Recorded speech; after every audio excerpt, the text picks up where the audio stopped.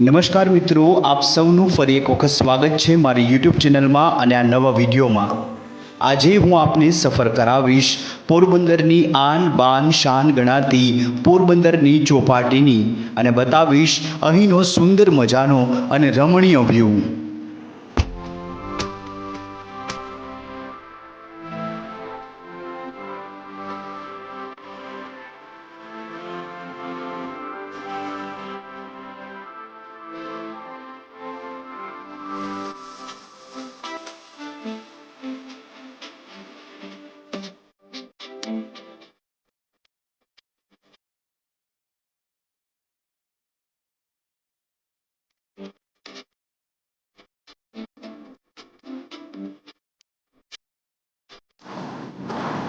આ ઉછળતા મોજા અને ઘૂઘવતો મહાસાગર છે અરબી સમુદ્ર અને આ જ અરબી સમુદ્રના કિનારે આવેલું છે પોરબંદર શહેર।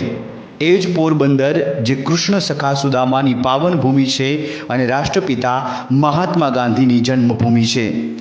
આમ તો પોરબંદરમાં ઘણા ફરવાલાયક સ્થળો આવેલા છે, પરંતુ આ શહેરનું મુખ્ય આકર્ષણ છે અહીંનો આ નયનરમ્ય દરિયા કિનારો, જે શહેરીજનોમાં ચોપાટીના નામથી લોકપ્રિય છે।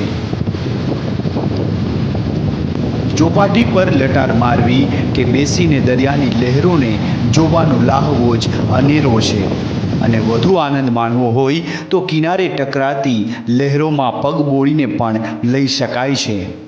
પોરબંદર આવો અને ચોપાટી પર દરિયાના દર્શન ન કરો તો આપણો પોરબંદરનો પ્રવાસ અધૂરો ગણાશે, તેમાં કોઈ બેમત નથી।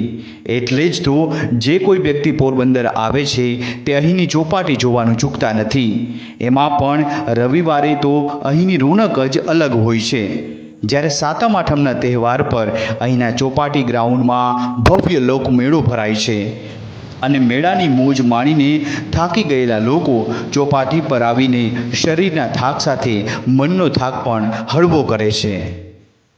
આપ આપના ફ્રેન્ડ સાથે કે પરિવારજનો સાથે અહીં આવીને હળવાશની પળો માણી શકો છો કે સનસેટનો લુપ્ત ઉઠાવીને સોનેરી સંધ્યાના દર્શન પણ કરી શકો છો। આ એક એવું સ્થળ છે જ્યાં આપ મન ભરીને મનની શાંતિનો પણ અનુભવ કરી શકો છો।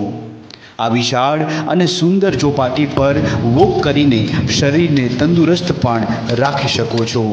અહીં સવાર સાંજ વોક કરવાની પણ એક અલગ મજા છે। ચોમાસાને બાદ કરતાં અહીં સવારે ઘણા લોકો સ્વિમિંગ કરવા પણ આવે છે। તો આપ પણ જ્યારે પોરબંદરના પ્રવાસે આવો તો સમય કાઢીને જરૂરથી ચોપાટી પર થોડો સમય વિતાવજો।